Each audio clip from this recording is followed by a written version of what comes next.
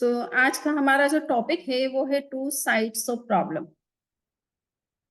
World की जो एक बहुत बड़ी प्रॉब्लम है उसके दो एस्पेक्ट हैं, दो पक्ष हैं, दो पहलू हैं और वो क्या है हमें समझना है। भगवान महावीर ने स्थानांक सूत्र के 40वें सूत्र में 41 सूत्र में दूसरे अध्याय के 41 सूत्र से लेकर 62 तक के जो सूत्र है उसमें इस प्रॉब्लम पर विशेष विचार किया है, चिंतन दिया है अपना। तो वो पहला सूत्र है उनका 41 वाला, दो ठाणाइम अपरियाणिता आयानो केवली पन्नत्तम धम्मम लभिज्ज सवनयाए तंजहा आरंभे चेव परिग्रहे चेव। भगवान महावीर का कहना है कि वो व्यक्ति केवली प्रज्ञप्त धर्म का श्रवण नहीं कर सकता है जो आरंभ और परिग्रह में लिप्त रहता है। आरंभ का मतलब है हिंसा और परिग्रह का मतलब है पदार्थ जगत से जिसका बहुत अधिक अटैचमेंट है। वो व्यक्ति केवली प्रज्ञप्त धर्म का न तो श्रवण कर सकता है, न उसका अनुसरण कर सकता है, न उसे अच्छी तरह से समझ सकता है। उन्होंने आगे के सूत्रों में इसी बात को एम्फेसाइज किया है कि जो व्यक्ति इन दो चीजों में लिप्त रहता है, हिंसा में लिप्त रहता है और परिग्रह में लिप्त रहता है, वो न केवल ही प्रज्ञप्त धर्म को सुन नहीं पाता है, अपितु वह विशुद्ध बोधि को भी लाभ प्राप्त नहीं कर सकता है। यानी उसे जो आत्मज्ञान होना चाहिए, जो सम्यक ज्ञान होना चाहिए, उस ज्ञान में भी वो पीछे रह जाता है। तीसरे 13th सूत्र 43 सूत्र में भी उन्होंने एक बात पर विशेष बल दिया है कि जो व्यक्ति परिग्रह और हिंसा में लिप्त रहता है वो संयम का आचरण नहीं कर सकता है, वो साधु जीवन को भी अंगीकार नहीं कर सकता है, वो संवर की विशेष आराधना भी नहीं कर सकता है और उसमें किसी प्रकार का जो ज्ञान होता है, चाहे वो इंद्रिय जन्य ज्ञान हो चाहे अतीन्द्रिय ज्ञान हो, वो ज्ञान भी उनके उसके अंदर सम्यक ज्ञान नहीं हो सकता है। तो ये इन सूत्रों के अंदर भगवान महावीर ये कहना चाह रहे हैं कि परिग्रह और हिंसा किस तरह से मानव के लिए अहितकर है, न कि केवल उसके वर्तमान जो सामाजिक जीवन होता है उसमें कई तरह की समस्याएं पैदा करते हैं, बल्कि उसके आध्यात्मिक जीवन और उन्नति में भी बहुत सारी रुकावटें पैदा करते हैं।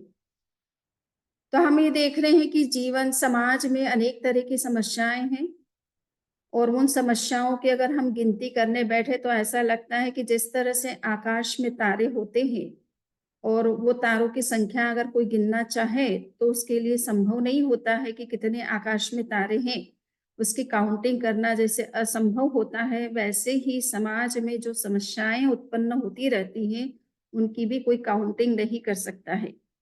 इसी तरह से समुद्र में जिस तरह से लहरें उत्पन्न होती हैं और कोई ये सोचे कि पूरे समुद्र में कितनी लहरें उत्पन्न हो रही है, उसे अगर वो काउंट करने का प्रयास करे तो वो नहीं कर सकता है, क्योंकि निरंतर ही नई नई लहरें उत्पन्न होती रहती है, वेव्स पैदा होती रहती है और उनकी काउंटिंग कोई नहीं कर पाता है। तो इसी तरह से समाज में भी अनेक समस्याएं उत्पन्न होती है।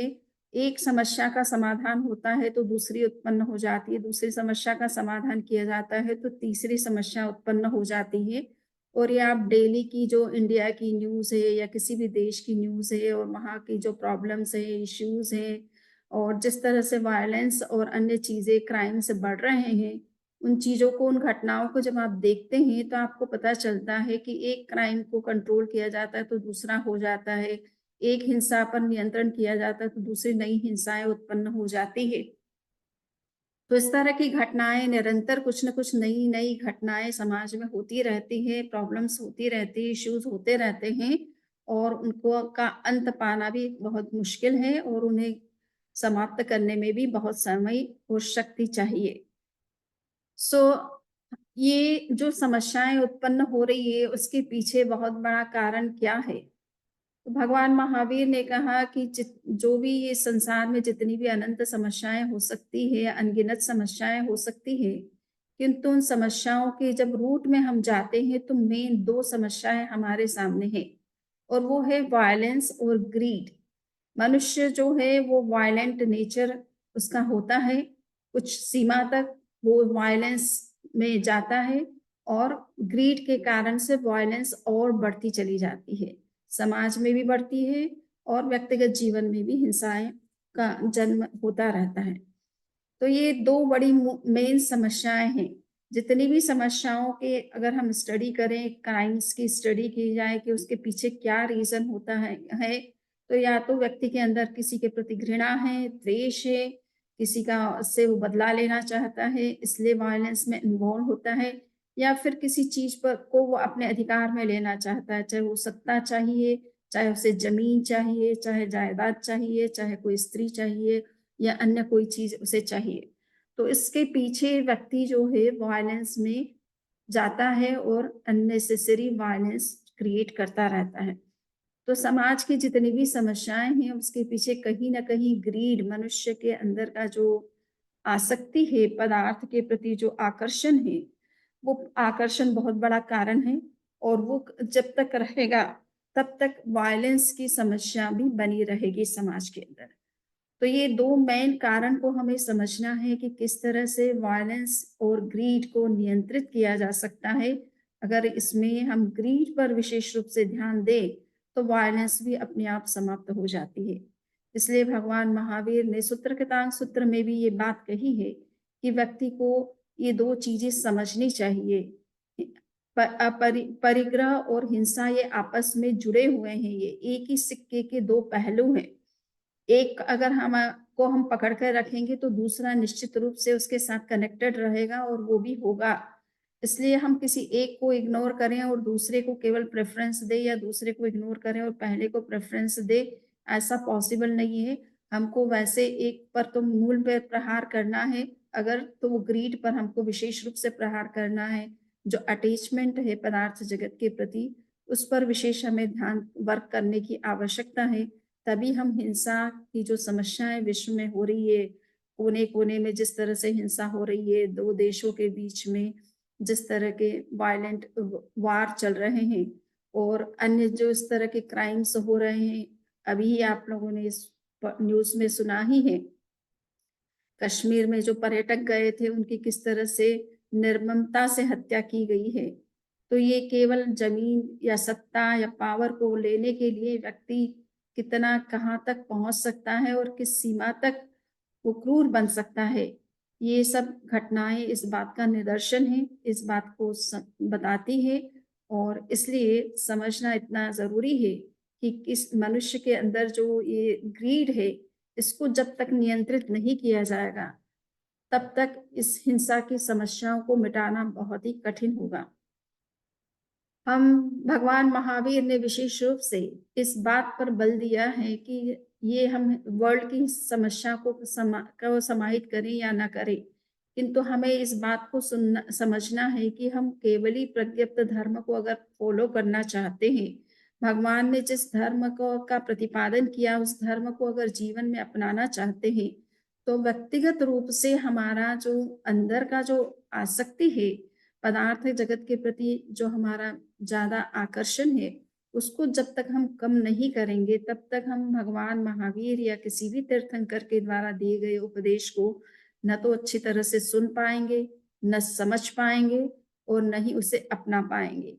हम सुनते बहुत सारा हैं, कान हमारे खुले रहते हैं, किंतु हम जो चीज़ें हमारे काम की होती हैं, मतलब की होती है, स्वार्थ की होती है, हमारे कुछ सेल्फिश मोटिव जिससे पूरे होते हैं, हम उन चीज़ों को केवल सुनते हैं और जो उपदेश की बातें हैं, जो धर्म की बातें हैं, जो नियंत्रण करने की बातें हैं, उन बातों को हम इग्नोर कर देते हैं।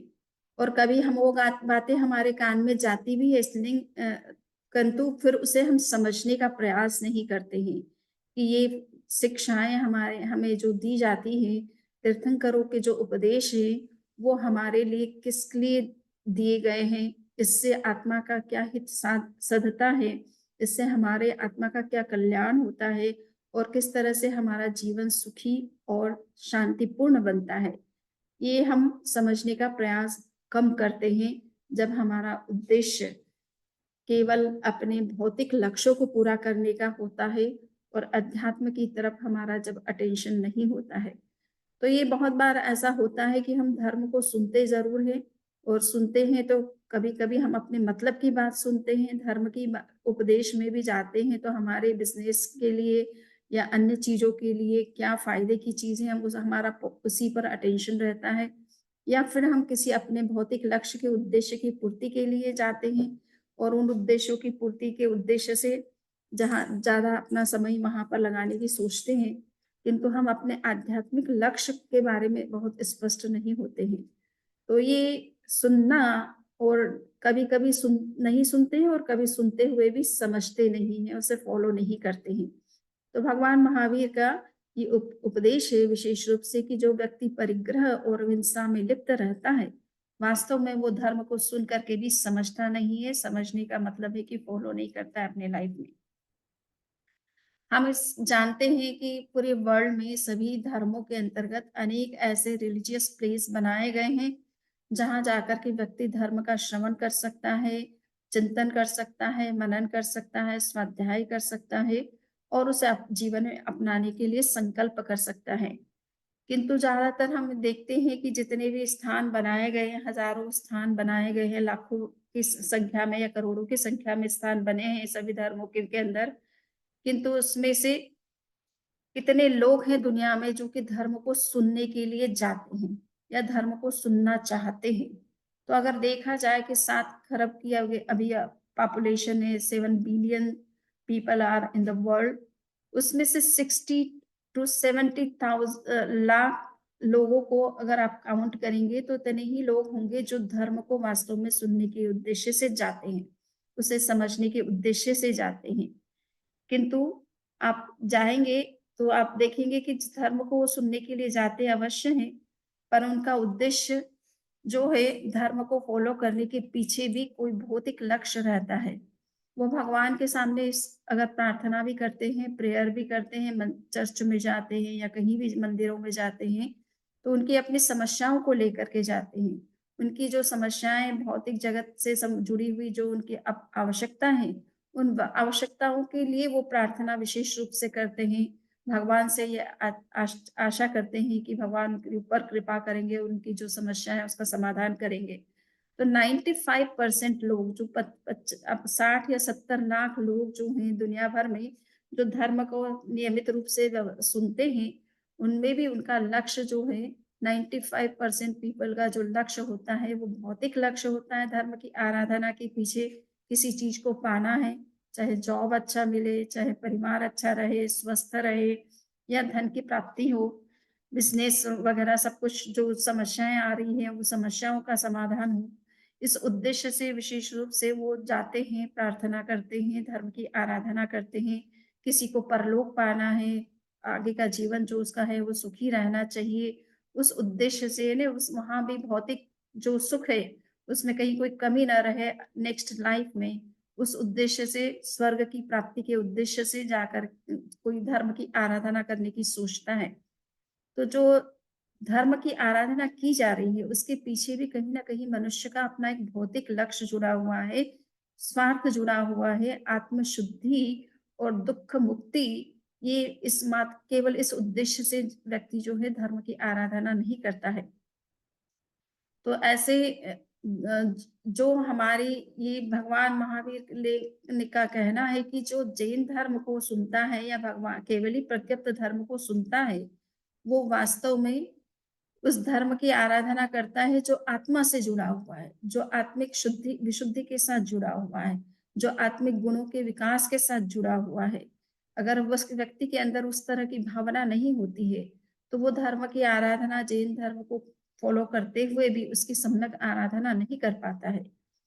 तो हमारी जो मोस्ट कॉम्प्लिकेटेड प्रॉब्लम है आज की वो यही है विशेष रूप से कि जब तक हमारे अंदर उस तरह की चेतना का त्याग की चेतना तीर्थंकरों ने जो धर्म का उपदेश दिया उसमें त्याग पर विशेष बल दिया है, उस पर संयम पर विशेष बल दिया है, उसमें संवर पर विशेष बल दिया है, उसमें अहिंसा पर विशेष बल दिया है, उस पर उसमें एथिकल लिविंग पर विशेष बल दिया है। सो ये सारी चीजों पर जो बल दिया गया है वो तभी इन चीज़ों का पालन तभी संभव हो सकता है जब हमारी चेतना में त्याग की चेतना का विकास हो। हम इन सब चीज़ों से मुक्त रहना या इनके प्रति जो हमारी आसक्ति है उसको कम करने का जब तक हमारे अंदर संकल्प नहीं होता है, तब तक हम ये त्याग की महिमा को नहीं समझ सकते हैं। संवर या सामायिक क्यों करना चाहिए, इनके महत्व को नहीं समझ पाते हैं। तपस्या क्यों करना चाहिए, इसके महत्व को नहीं समझ पाते हैं। या आत्म विशुद्धि के लिए धर्म की आराधना किस रूप में करनी चाहिए, इस बात को हम सही तरीके से नहीं समझ पाते हैं। तो ये हमारी जो प्रॉब्लम है कि हमारे अंदर त्याग की चेतना का विकास जिस रूप में होना चाहिए, वो अगर नहीं है, तो हम धर्म को केवल ही प्रज्ञप्त धर्म तीर्थंकरों के द्वारा जो बताया गया धर्म है, जिसमें अहिंसा, त्याग, संवर आदि पर विशेष बल दिया गया है, उस धर्म को हम पूरी तरह से न तो समझ पाते हैं और न पूरी तरह से उसका अनुकरण कर पाते हैं। तो हमें ये देखना है कि ये जो हम वर्ल्ड में जो समस्याएं जिसके कारण से हो रही है, जिसमें कि ग्रीड का विशेष रोल होता है, वो ग्रीड से ऊपर उठने का या आसक्ति से ऊपर उठने का या परिग्रह के संग्रह और परिग्रह और संग्रह से ऊपर उठने की चेतना का विकास भी उस व्यक्ति में ही संभव है जो इस तरह की चेतना का विकास अपने अंदर करता है। किंतु देखा ये गया है कि सब जीवों में सबसे ज़्यादा एक जो वीक पॉइंट होता है वो है कि उसके अंदर एक पॉज़ेसिव टेंडेंसी होती है। मनोवैज्ञानिक लोगों ने कुछ मौलिक मनोवृत्तियों की चर्चा की है। फ्रायड और यूंग करके ये 2 विशेष जो वैज्ञानिक हुए हैं, उन्होंने मनुष्य या प्राणी मात्र के अंदर कुछ ऐसी मौलिक वृत्तियों की चर्चा की है, जो जन्म के साथ हर जीव के अंदर, हर प्राणी के अंदर पाई जाती है। तो उसमें जो 14 प्रकार की जो मौलिक वृत्तियाँ मानी गई है, उसमें एक वृत्ति जो है, वो परिग्रह की वृत्ति भी मानी गई है, पॉसेसिव टेंडेंसी भी होती है। और व्यक्ति अधिकार करना चाहता है, संपत्ति पर अधिकार करना चाहता है, ज़मीन पर अधिकार करना चाहता है, सत्ता पर अधिकार करना चाहता है, अन्य चीज़ों पर अपना अधिकार चाहता है। तो ये पॉसेसिव जो टेंडेंसी है जिसके कारण से व्यक्ति के अंदर ईगो और अटैचमेंट जनरेट होते हैं और वो कई चीज़ों से अपने आप को अटैच करना चाहता है, उन चीज़ों को ग्रास्प करना चाहता है, उन चीज़ों के साथ उन चीज़ों को ग्रहण करना चाहता है, उन पर अपना अधिकार जताना चाहता है। ये वृत्ति जब तक नियंत्रित नहीं होती है, तब तक हम इस तरह के त्याग युक्त धर्म के स्वरूप को सही ढंग से नहीं समझ पाते।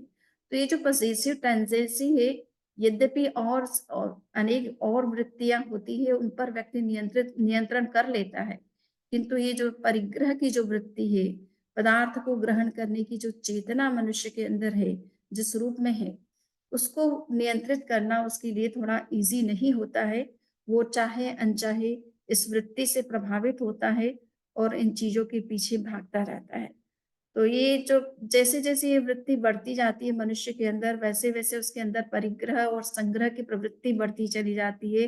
पदार्थों का अधिक से अधिक संग्रह करना, धन का अधिक से अधिक संग्रह करना, अन अन्य चीज़ों के साथ अपना जो है मोह या ममत्व जोड़ना, ये प्रवृत्ति उसके अंदर जितनी विकसित होती जाती है, उतनी-उतनी समाज में या व्यक्तिगत जीवन में भी हिंसा बढ़ती चली जाती है।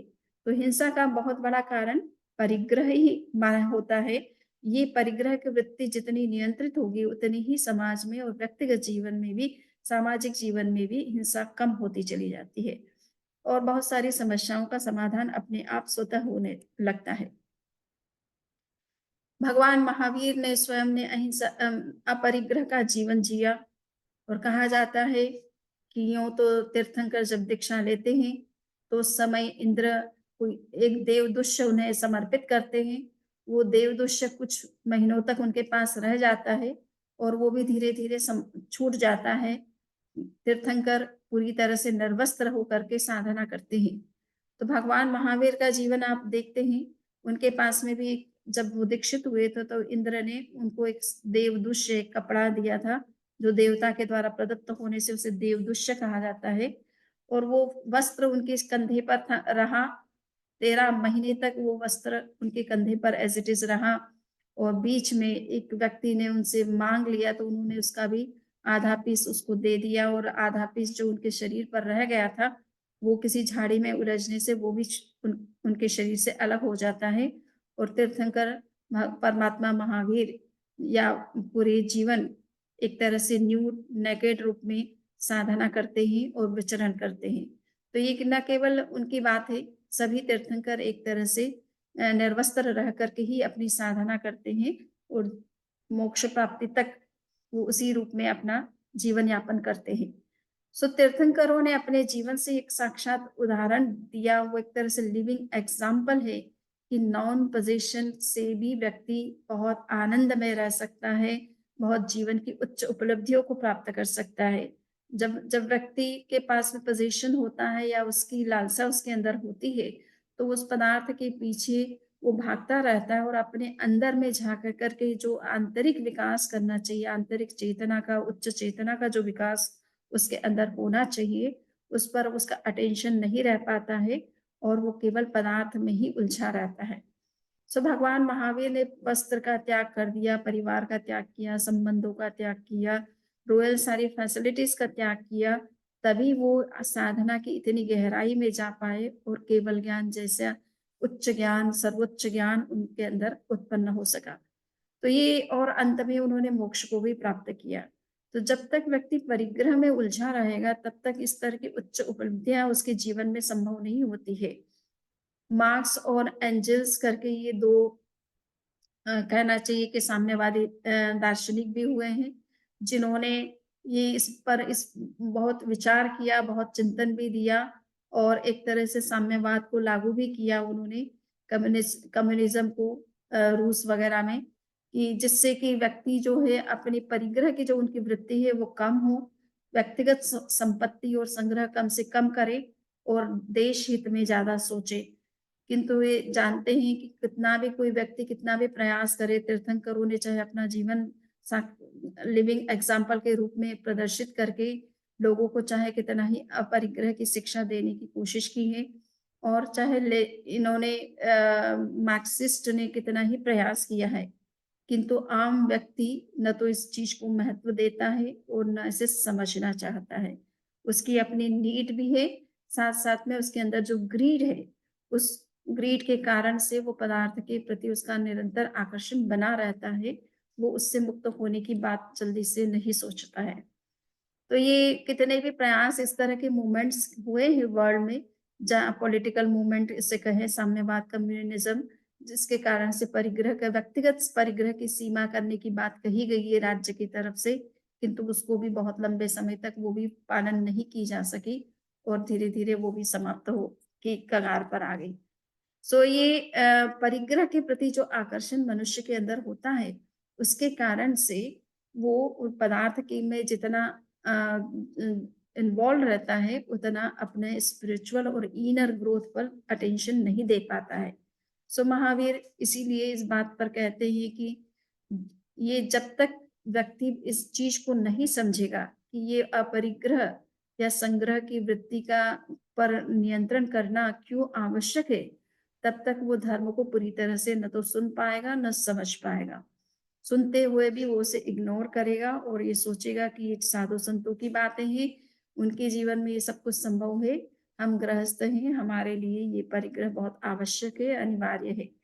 तो हाँ, एक सीमा तक इन सब चीजों की आवश्यकता जो है वो गृहस्थ जीवन में होती है, सामाजिक जीवन में होती है, किंतु जहां तक अटैचमेंट, इनर अटैचमेंट की बात है, उसमें हम कितनी कमी ला सकते हैं और उस इच्छाओं को कितना हम कम कर सकते हैं, उन पर कितना नियंत्रण कर सकते हैं, जिससे उनकी पूर्ति के लिए हमारे जितने प्रयास होते हैं और सुबह से शाम हम जितना एंगेज रहते हैं उन चीजों को पाने के लिए, उतना हमें एंगेज न रहना पड़े, अपनी आवश्यकता की भी पूर्ति हो, हमारा जो सोशल स्टेटस जिस रूप में हम मेंटेन करना चाहें वो मेंटेन भी कर सकें और साथ साथ में अपने लिए भी कुछ समय हम स्पेयर कर सके और केवल ही तीर्थंकरों के द्वारा बताए हुए धर्म के स्वरूप को भी समझ पाए और उसको अपने जीवन में जितना संभव हो सके अपना सके। इस तरफ हमें ध्यान देने की आवश्यकता है। सो भगवान महावीर ने इसीलिए ये बात कही कि दो ठानाइम अपरियानिता आयानो केवली पंडितम धम्मम लभिच्च समन्याय। यानी जब तक इन दो चीजों पर व्यक्ति ध्यान नहीं देगा, परिग्रह की वृत्ति को नियंत्रित नहीं करेगा और उसके कारण से पनपने वाली हिंसा पर नियंत्रण नहीं करेगा, तब तक केवली प्रज्ञप्त धर्म जो कि अहिंसा के ऊपर विशेष बल देता है, त्याग और संयम की बात पर बल देता है, एथिकल लिविंग पर विशेष बल देता है, वो धर्म उसे पूरी तरह से समझ में नहीं आएगा। तो अब ये है कि हमें जो ये बात कही गई है कि मनुष्य जब तक परिग्रह में लिप्त रहता है, तब तक हम हिंसा को नियंत्रित नहीं कर सकते और तब तक धर्म को की समझ भी पूरी तरह से मनुष्य के अंदर विकसित नहीं होती है। त्याग और संयम की बात तो बहुत दूर रह जाती है। धर्म को सुनना और समझना भी उसके लिए संभव नहीं होता है। तो ये और इसके लिए जरूरी है कि उसके अंदर कुछ एक्स्ट्रा सेंसरी कॉन्शियसनेस का डेवलपमेंट हो। जब तक हम इंद्रिय ज्ञान के आधार पर अपना जीवन चलाते हैं, तो इंद्रियां हमारी पदार्थ जगत को ही देखती रहती है, पदार्थ के प्रति आकर्षित होती है और उससे ऊपर उठने की बात हमारे अंदर नहीं आती है या उस तरह का संकल्प हमारे अंदर पैदा नहीं होता है। तो इसलिए आवश्यकता है कि हम एक्स्ट्रा सेंसरी कॉन्शियसनेस अपने अंदर डेवलप करें, ऐसी चेतना का विकास करें जो कि इंद्रियों से परे हो, जिससे कि हमें ये समझ में आए कि आत्मा क्या है, परमात्मा क्या है, मोक्ष प्राप्ति क्या क्यों करनी चाहिए, दुख की से मुक्ति कैसे संभव हो सकती है। और ये जो अतीन्द्रिय तत्व हैं, जिसको हम कहें कि संयम या धर्म का जो आचरण है, ये अतीन्द्रिय ज्ञान से ही हमें समझ में आ सकता है। इंद्रिय जन्य ज्ञानों से हमें तो पदार्थ ही सब कुछ नजर आता है, क्योंकि हम जब अपने चारों ओर जगत को देखते हैं और लोगों को सुखी अगर देखते हैं, तो हमें पता चलता है कि वो सुखी क्यों है। उनके पास बहुत अच्छा मकान है, उनके पास बहुत धन संपत्ति है, उनका बहुत नाम है, प्रतिष्ठा है, तो इन सब चीजों से उनके पास सत्ता है, पावर है, इसलिए वो सुखी हैं, वो आगे बढ़ रहे हैं। यही बातें हमें दिमाग में आती है जब हम इंद्रियों के माध्यम से किस जगत को देखते हैं। किंतु जब हम अतीन्द्रिय चेतना के स्तर पर चेतना देखने का प्रयास करते हैं, तो हमें समझ में आता है कि इंद्रिय जगत से परे आध्यात्मिक जगत भी अपने आप में एक जगत है और वो ज्यादा हमारे लिए आनंद और सुख और शांति का धाम बनता है। हम अगर उस जगत की तरफ ज्यादा अटेंशन करते हैं, तो हम इस क्षणिक सुख और सुविधा के पीछे न जा करके हम उस सुख और शांति के पीछे जाते हैं जो एवरलास्टिंग होती है, जो परमानेंट होती है, जो डिपेंडेंट नहीं होती है पदार्थों के ऊपर, जो भीतर से निकलती है, बाहर के पदार्थों पर जिस आधारित नहीं होती है कि वो पदार्थ होंगे तब हम सुखी होंगे और नहीं होंगे तो हम सुखी नहीं होंगे। साधु संतों के पास में के जीवन को देखते हैं, तीर्थंकरों के जीवन को देखते हैं, जिनके पास में कुछ नहीं है, अपना मकान भी नहीं है, अपनी संपत्ति भी नहीं है, इवन शरीर पे कपड़े भी नहीं है, भोजन का भी पता नहीं है कि सुबह जो नाश्ता मिलेगा या नहीं मिलेगा, लंच मिलेगा या नहीं मिलेगा, डिनर मिलेगा या नहीं मिलेगा, इसकी भी उनको सोच नहीं है, इसका भी वो चिंतन नहीं करते हैं। फिर भी वो बहुत सुखी रहते हैं, बहुत प्रसन्न रहते हैं और उनके अंदर जो ज्ञान उत्पन्न होता है, वो ज्ञान एक आम व्यक्ति की तुलना में बहुत हायर कोटि का, हायर कैटेगरी का होता है। उस ज्ञान पर व्यक्ति विश्वास करते हैं, लोग, जनता विश्वास करती है और पीढ़ियां विश्वास करती हैं। तो ये जो निर्मल ज्ञान हमारे अंदर जनरेट होता है, जो इंद्रिय ज्ञान विकसित होता है, जो आध्यात्मिक ज्ञान हमारे अंदर विकसित होता है, वो तब होता है कि जब हम परिग्रह और बाह्य जगत से अपने आप को थोड़ा सा डिटेच करके अपने आंतरिक जगत में झांकने का प्रयास करते हैं और उसमें ज्यादा से ज्यादा रहने की कोशिश करते हैं। सो ये आध्यात्मिक जगत से हम तभी जुड़ सकते हैं जब हमारा बाह्य जगत के प्रति आकर्षण कम होता है और हम तभी जो है इस केवली प्रज्ञप्त धर्म को समझ सकते हैं जब हमारे अंदर त्याग की चेतना का विकास होता है। केवल लेना, केवल ग्रहण करना, यही अगर चेतना रहती है तो हम इस त्याग के महत्व को कभी नहीं समझ पाते हैं।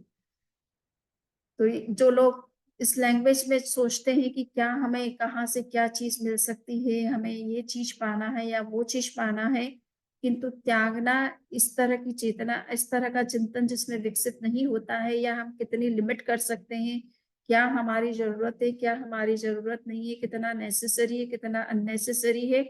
ये जब तक हम विवेक अंदर में विकसित नहीं करते हैं, तब तक हम इस त्याग चेतना की तरफ आगे नहीं बढ़ पाते हैं। तो हमें ये चिंतन करना है कि हम क्या इस दृष्टि से भी अपने जीवन को देखने का प्रयास कर रहे हैं, समझने का प्रयास कर रहे हैं, और उस दिशा में भी हम कुछ अध्यात्म की दिशा में भी हमारे कदम निरंतर आगे बढ़ रहे हैं, या हम जहाँ हैं अभी वर्तमान में वहीं पर हैं, आगे बढ़ने का हमारा कोई संकल्प अभी पैदा नहीं हुआ है। सो कंक्लूजन में हम इतना ही कह सकते हैं कि till one listens to religion will not come out of violence and greed, and till one does not come out of violence and greed will not listen to religion. एक vicious circle है कि जब तक व्यक्ति परिग्रह की चेतना से ऊपर नहीं उठेगा, तब तक उसे धर्म समझ में नहीं आएगा, और जब तक वो धर्म को समझेगा नहीं, तब तक वो परिग्रह की चेतना से मुक्त बनने का प्रयास नहीं करेगा। तो ये एक बहुत ही एक बड़ी प्रॉब्लम है कि कैसे धर्म समझ में आए, तब त्याग की चेतना का विकास हो, और कब त्याग की चेतना का विकास हो जिससे कि धर्म को समझना इजी हो जाए। ये ऐसा एक ऐसा सर्कल है कि इसको तोड़ना, इसको भेदना, इससे बाहर आना बहुत इजी नहीं है। तो आचार्य श्री महाप्रज्ञ जी ने स्पेशली अपनी जो उनकी बुक है मंजिल के पड़ाव, उसमें उन्होंने समाधान दिया है कि ये सॉल्यूशन, इस प्रॉब्लम का सॉल्यूशन तभी हो सकता है जब व्यक्ति कभी अपने जीवन में समस्याओं को झेलता है। जब तक उसके जीवन में किसी तरह की समस्या नहीं आती है, दुख नहीं आता है, प्रॉब्लम्स नहीं आती है, तब तक वो इस बात को समझ नहीं पाता है कि त्याग क्यों करना चाहिए, संयम क्यों करना चाहिए, एथिकल लिविंग की क्या आवश्यकता है, हम क्यों मोक्ष के प्राप्ति का अपना जीवन का लक्ष्य बनाएं, और क्यों हम इस तरह के धर्म की आराधना करें जिसमें अहिंसा आदि तत्वों पर विशेष बल दिया गया है। ये तभी समझ में आएगा जब व्यक्ति कभी-कभी अपने जीवन में इस तरह की समस्याओं को झेलेगा। तो इसमें ये देखते हैं कि वर्तमान में जिस तरह से इकोनॉमिक एक रेस चल रही है, व्यक्ति धन प्राप्ति के लिए कुछ भी करने को तैयार है और किसी भी सीमा तक जाने को तैयार है, किसी भी मूल्य पर उस धन को पाने की इच्छा रखता है। जो इस तरह की जो इकोनॉमिक रेस है, या इस भौतिक पदार्थों की जो अंधी दौड़ चल रही है, दुनिया में लोग उसके पीछे ज्यादा भाग रहे हैं और उसको ज्यादा इम्पोर्टेंस दे रहे हैं, और उस दौड़ के कारण से जो एक स्ट्रेस क्रिएट हो रहा है, जो टेंशन क्रिएट हो रहा है, जो हेल्थ इश्यूज पैदा हो रहे हैं, और जिस तरह से समाज में वायलेंस और क्राइम्स बढ़ रहे हैं, उनसे तब तक निजात नहीं मिल सकता। तब ये समस्याएं जब मनुष्य के सामने आ रही है, तब वो धर्म की तरफ देखने का प्रयास कर रहा है कि धर्म क्यों जरूरी है हमारे लिए, क्यों अहिंसा का पालन आवश्यक है, क्यों त्याग करना आवश्यक है, क्यों एथिकल लिविंग हमारे लिए आवश्यक है। तो समस्याएं जब आती है जीवन में, जब प्रॉब्लम्स खड़ी होती है, चाहे वो फिजिकल हो, चाहे मेंटल हो, चाहे इमोशनल हो, चाहे अन्य सोशल प्रॉब्लम्स हो, फाइनेंशियल प्रॉब्लम्स हो, अदर प्रॉब्लम्स हो, तब उसे समझ में आता है कि धर्म का इम्पोर्टेंस लाइफ में क्यों है और किस लिए है। और जब विशेष रूप से जब मनुष्य के जीवन में चाहे धन है किंतु फिर भी शांति अगर नहीं है, तो वो धर्म की तरफ मुड़ने का प्रयास करता है कि धन तो उसने पा लिया, सारी सुख और सुविधाएं उसने प्राप्त कर ली है, किंतु फिर भी जीवन शांतिमय नहीं है, सुखमय नहीं है, आनंदमय नहीं है, तब भी उसके मन में धर्म के प्रति आकर्षण पैदा होता है। तो ये कुछ ऐसी कंडीशंस जब बनती है मनुष्य के अंदर, चाहे उसके जीवन में कुछ इस तरह की समस्याएं आती है, प्रॉब्लम्स आते हैं, इश्यूज आते हैं, या फिर बहुत उसने सब कुछ पा लिया है किंतु फिर भी उसके जीवन में अगर शांति की कमी है, तनाव से वो मुक्त नहीं है, स्वस्थ जीवन शैली ने उसकी नहीं बन पा रही है, तो वो फिर धर्म के बारे में सोचता है कि संयम करना क्यों आवश्यक है, भोजन पर नियंत्रण करना भी क्यों आवश्यक है, फास्टिंग करना भी क्यों जरूरी है, त्याग करना भी क्यों जरूरी है। हम 24 आवर्स खाते नहीं है किंतु हम उस त्याग भी नहीं करते हैं, तो बीच बीच में हम अगर कुछ खाते पीते रहते हैं तो उससे भी कई तरह के हेल्थ इश्यूज बनते हैं। बॉडी में जिस तरह से भोजन का डाइजेशन प्रॉपर होना चाहिए वो नहीं होता है, और अगर वो पूरी तरह से डाइजेशन नहीं होता तो कई तरह के हेल्थ इश्यूज उससे भी बनते रहते हैं। तो संयम क्यों आवश्यक है, ये बातें हम तभी समझ में आती है जब हम इस तरह की प्रॉब्लम्स को फेस करते हैं अपने लाइफ में। तो ये इसीलिए दुःख कभी-कभी हमें एक सही रास्ता दिखाता है और हमारी प्रॉब्लम का जो रूट कॉज़ है, उस रूट कॉज़ पर हम हिट करने की कोशिश करते हैं, धर्म की आराधना करते हैं और अपने जीवन को एक सही दिशा देने का प्रयास करते हैं। तो भगवान महावीर ने जो स्थानांक सूत्र के विशेष रूप से दूसरे अध्याय के इस 41 से लेकर के 62 तक के सूत्र में विशेष रूप से इस बात ही पर बल दिया है कि परिग्रह और हिंसा, इन दोनों पर व्यक्ति को विशेष रूप से ध्यान देना चाहिए, चाहे समाज हो चाहे व्यक्ति हो। इन दो तत्वों पर जब तक ध्यान नहीं देगा तब तक समस्याओं पर नियंत्रण करना बहुत कठिन है, क्राइम्स पर नियंत्रण करना बहुत कठिन है, वायलेंस पर नियंत्रण करना बहुत कठिन है और जीवन में सुख और शांति पाना भी बहुत कठिन है। तो हम इन सब चीजों को समझें और भगवान महावीर के इस स्थानांक सूत्र का हम विशेष रूप से स्वाध्याय करें। आप इस सूत्र को जरूर पढ़ें और आज से इसको पढ़ना भी शुरू करें। हम हर वीक में स्थानांक सूत्र के कुछ से इम्पोर्टेंट सूत्र जो हमारे जीवन को नई दिशा देते हैं, हमारे चिंतन को परिष्कृत करते हैं, हमारे दृष्टिकोण को स्पष्ट करते हैं, जीवन के प्रति एक सही दृष्टि का निर्माण करते हैं, ऐसे सूत्रों की हम चर्चा वीकली करते रहेंगे। इन्हीं विचारों के साथ आज का ये वक्तव्य हम संपन्न करते हैं। किसी के कोई क्वेश्चन है तो वो कर सकते हैं।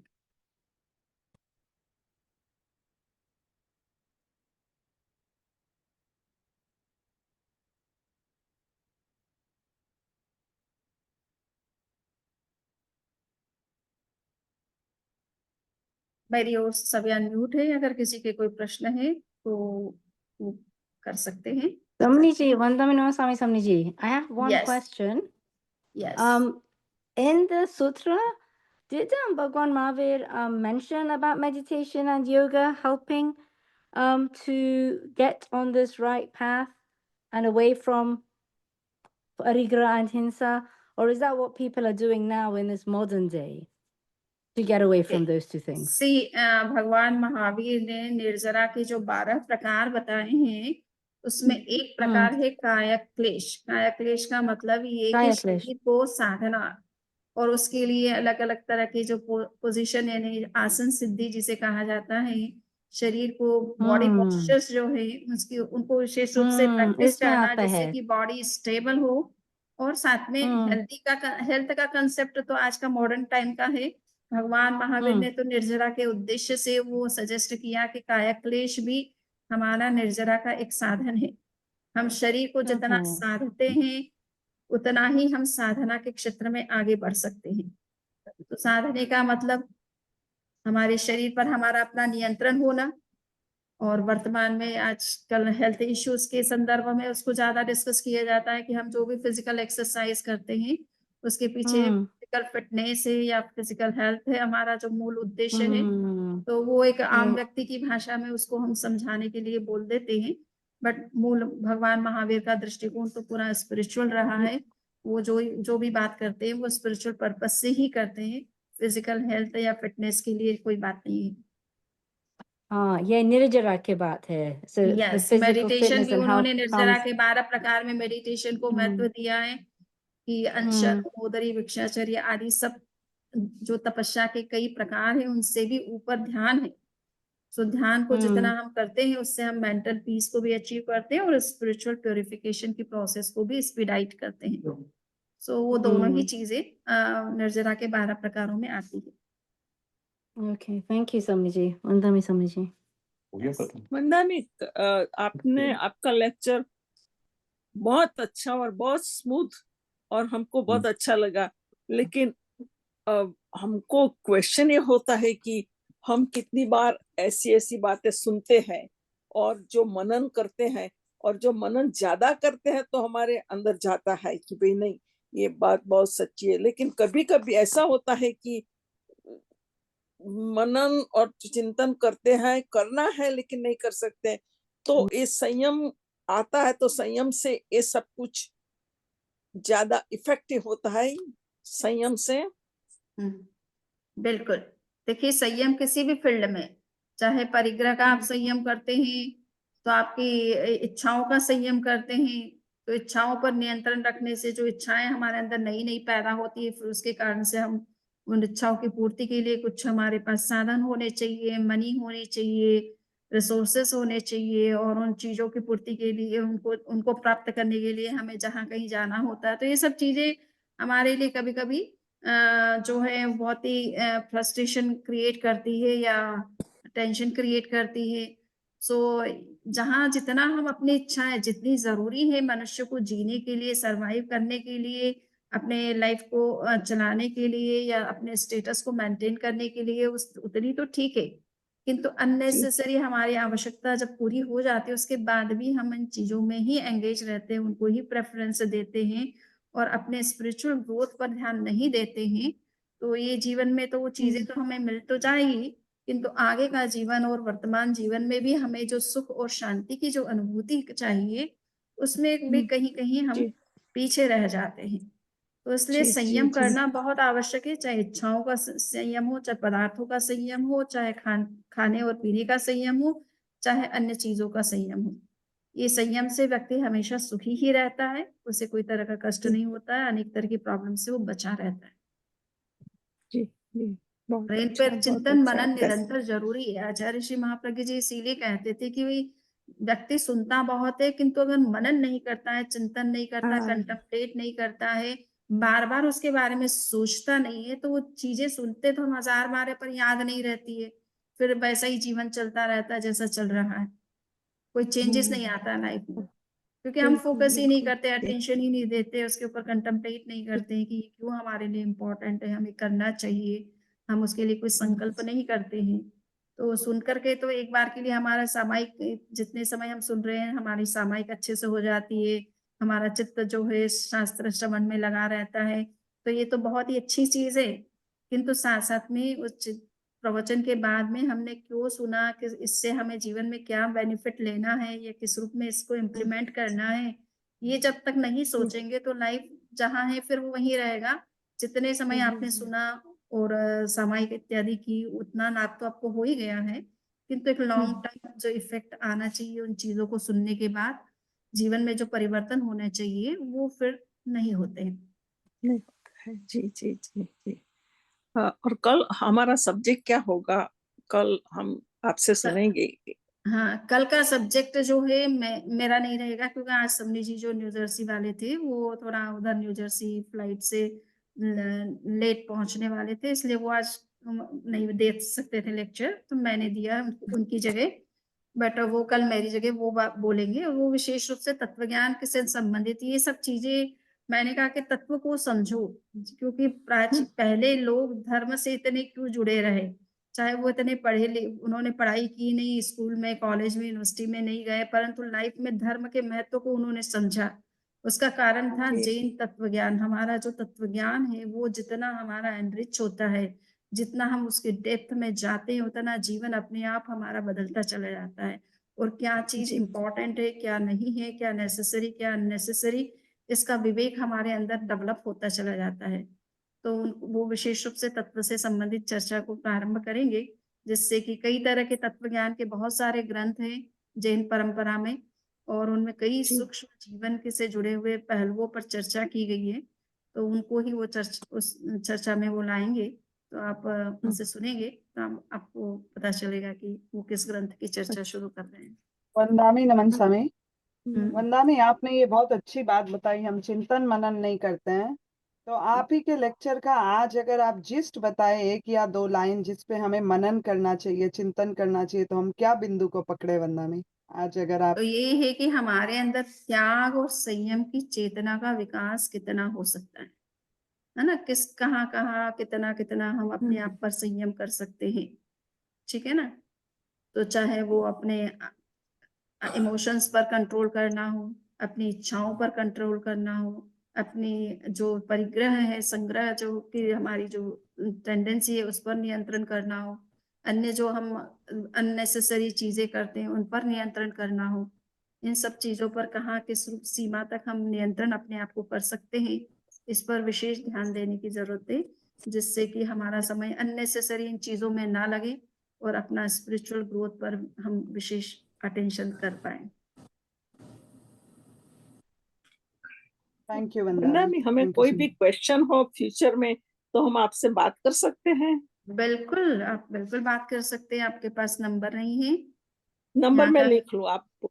हाँ मैं हाँ, लिख तो आप लिख लूँ। लिखना चाहे तो लिख सकते हैं और मैं चैट में लिख देती हूँ। कोई भी बात करना चाहे तो मैसेज कर दे थोड़ा सा पहले कि मेरा ये क्वेश्चन है, प्लीज कॉल मी बैक, ऐसा करके तो हम देख लेंगे।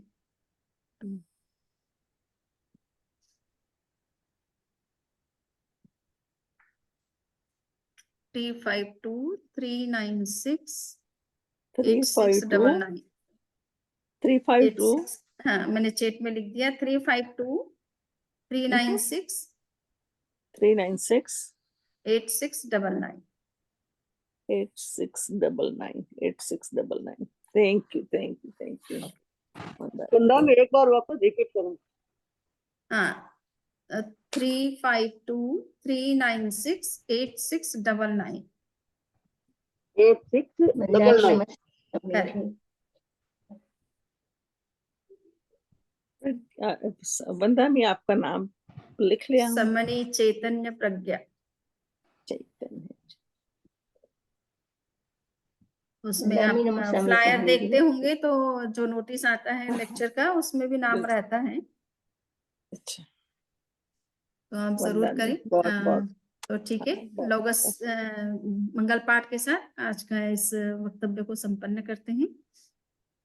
वंदामि नमन स्वामी समणी जी। चत्तारि मंगलम अरहंता मंगलम सिद्धा मंगलम साहू मंगलम केवली प्रन्नतो धम्मो मंगलम चत्तारि लोगुत्तमा अरहंता लोगुत्तमा सिद्धा लोगुत्तमा साहू लोगुत्तमा केवली प्रन्नतो धम्मो लोगुत्तमो चत्तारि शरणं पवज्जामि अरहन्ते शरणं पवज्जामि सिद्धे शरणं पवज्जामि साहू शरणं पवज्जामि केवली पुन्नतं धम्मं शरणं पवज्जामि। वंदामि वंदामि नमः स्वामी समझी जी, कृतज्ञ अस्मि हाँ, समझी जी। वंदामि नमः स्वामी समणी जी, आज हम वंदा में नमः स्वामी। वंदना में भी मेडिटेशन की क्लास आएगी। वंदामि नमन स्वामी समणी जी। हाँ, मेडिटेशन की क्लास आएगी हमारे सामने समझी जी। ओके, हाँ, बारंबार बिल्कुल बंधनों बिल्कुल।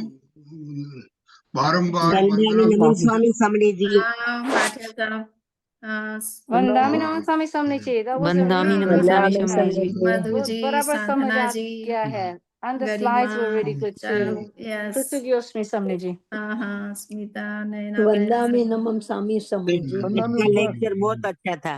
उपवास वंदना में। अच्छा, भगवान महावीर का उपदेश है, मेरा तो कुछ है नहीं इसमें। वो बार वंदना बार में इसी उपवास। बात को कह रहे हैं कि आपने परिग्रह बहुत और अच्छी तरह से से जब समझाया। तक जीव मुक्त नहीं बनेगा तब तक समस्याओं से वो ऊपर नहीं उठ सकता है। तो बार बार इस बात को वो अलग अलग गाथाओं में उन्होंने कई तरीके से इस बात को एम्फेसाइज किया है।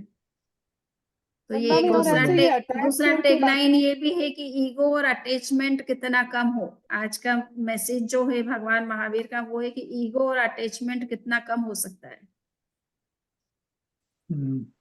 वंदामि नमः स्वामी समझी जी। वंदना में उपवास।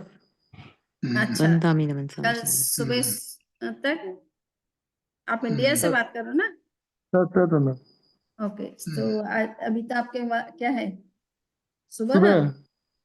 तो आज का उपवास है कि आज का ओके, तो कल सुबह सूरज उगे तक सही बात। एक करण एक योग से दिन में 3 आहार का और रात्रि में 4 आहार का त्याग है। ठीक, अभी मेडिटेशन चालू रहेगा वंदना में।